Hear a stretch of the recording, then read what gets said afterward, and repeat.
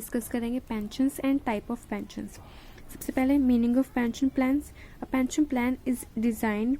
To generate regular income for individual once they are retire, कि जब वो retire हो जाते हैं, ठीक है, तब कहते हैं उससे रिटायरमेंट के बाद जो उनको रेगुलर इनकम मिलनी होती है, ठीक है,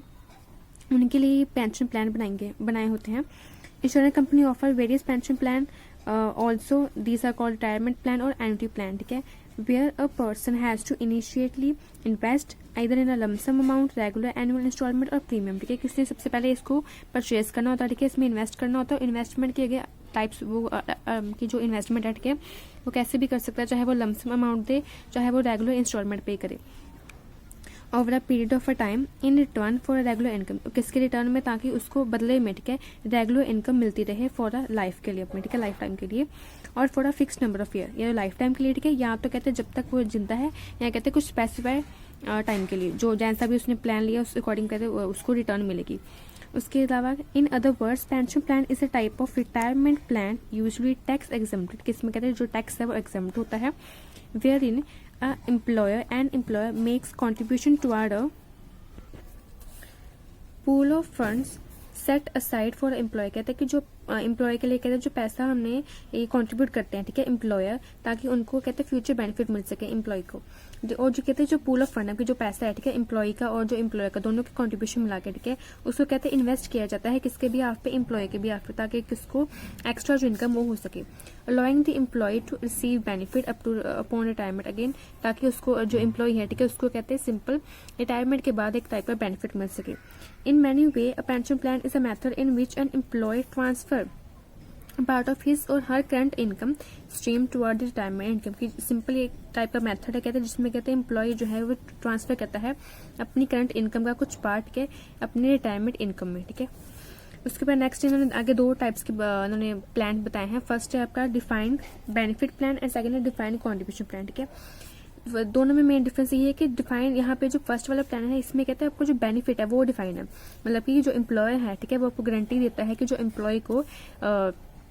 इतना पैसा, ठीक है, रिटायरमेंट में मिलेगा, एक फिक्स अमाउंट मिलेगी, ठीक है। एंड सेकंड चीज है डिफाइंड कॉन्ट्रीब्यूशन, यहाँ कहते हैं जो एम्प्लॉयर है वो कहते हैं ये डिफाइन करता है कि मैं एक फिक्स जो प्रीमियम है, ठीक है, वो जो कंट्रीब्यूशन जो मैंने करनी है उसकी अमाउंट मैं फिक्स ऐसे ही दूंगा, बाकी जो फाइनल अमाउंट है, ठीक है, जो उसको मिलेगी बेनिफिट की रिटायरमेंट के टाइम पे, वो डिपेंड करता है कि उसकी जो इन्वेस्टमेंट है वो कैसी हुई है, ठीक है, उसकी परफॉर्मेंस कैसे है, लॉस है तो इनकम होगा, अगर प्रॉफिट है तो ज्यादा होगी। उसके बाद नेक्स्ट है आपकी टाइप्स ऑफ पेंशन प्लान। सबसे पहले है पेंशन प्लान विद और विदाउट लाइफ कवर। सबसे पहले करते हैं विद लाइफ इंश्योरेंस। कहते हैं इसमें क्या होता है, कहते हैं कि जो है ना pension plan with life insurance cover, ये ऑफर करती है शॉर्ट लाइफ कवर की, आपकी जो लाइफ इंश्योरेंस है, ठीक है, उसको एक टाइप का कहते हैं अश्योरेंस देती है ये, दैट इज जो कि सम इंश्योर्ड होती है ना इन case of death during the accumulation phase policy term की, जो कैसे कि मतलब अगर आपकी डेथ हो जाती है, ठीक है, देन उस केस में कहते हैं जितना भी आपका सम इंश्योर्ड होगा वो आपको मिलेगा डेथ के केस में। बट कहते हैं अगर आपकी पॉलिसी विदाउट लाइफ कवर है देन उस केस में कहते हैं आपको कोई भी पैसा जो है, कोई भी मतलब कि सम इंश्योर्ड है वो नहीं मिलेगा। सिंपल कहते हैं क्या पे आउट होगा the corpus built till the date of a nominee in case of a death की, जब तक डेथ होती है, ठीक है, डेथ जब तक हुई है, कहते हैं वहां तक कहते हैं कितना पैसा बना है, ठीक है, इंटरेस्ट को प्लस करके माइनस करके जो भी कैलकुलेशन होती है, ठीक है, इंश्योरेंस कंपनी की जितनी कैलकुलेशन करने के बाद जितना भी कॉर्पस बनता है देने वाला वो मिलेगा, ठीक है। यहाँ पे आपको सम इंश्योर्ड जो है वो नहीं मिलता। उसके बाद immediate entry and definite entry, ये मैंने आपको पहले बताया था कि इमीडिएट एंट्री और डेफिनेट एंट्री का मतलब क्या होता है, ठीक है। इमीडिएट का मतलब क्या होता है कि अगर जैसे कि आपने एंट्री प्लान, ठीक है, जहां से भी आपने परचेज किया, ठीक है, तो जब आप परचेज करते हो उसके बाद अगर आपकी जो बेनिफिट है, ठीक है, अगर आपको मिलने स्टार्ट हो जाते हैं उसको हम कहते हैं इमीडिएट। एंड डेफर्ड में क्या होता है, कहते हैं कि यहाँ पे जो बेनिफिट मिलता है वो आपको एक स्पेसिफाइड लिमिट के बाद मिलता है, जैसे कि रिटायरमेंट के बाद, डेथ के बाद, ऐसे अलग अलग लिमिट सेट की गई हैं, उसी के बाद ही आपको जो बेनिफिट है वो मिलेंगे। उसके बाद है traditional pension plans and unit linked pension plans. During the accumulation phase, the individual can choose to invest in a traditional pension plan or a unit-linked pension plans based on their risk। कहते हैं simple दोनों अलग अलग plan, ठीक है, दोनों के risk के बेस पे जब आपने कोई भी पेंशन स्कीम लेनी होती है देन आप कहते हैं डिसाइड करते हो कि मैंने किस जगह पे कहते हैं इन्वेस्ट करना अपने पैसे को, ठीक है। तो इसमें यहाँ सिंपल ये डिफरेंस बताया गया, कहते हैं जो ट्रेडिशनल पेंशन प्लान है वो जो वहां पे अगर आप इन्वेस्ट करते हो, ठीक है, तो वहां वाली जो इन्वेस्टमेंट होती है वो कौन से फंड में होती है, इन दी गवर्नमेंट सिक्योरिटी फंड में, ठीक है। बट कहते हैं अगर हम बात करते हैं यूनिट लिंक रिटायरमेंट प्लान की, तो वहां कहते हैं जो इन्वेस्टमेंट होती है वो होती है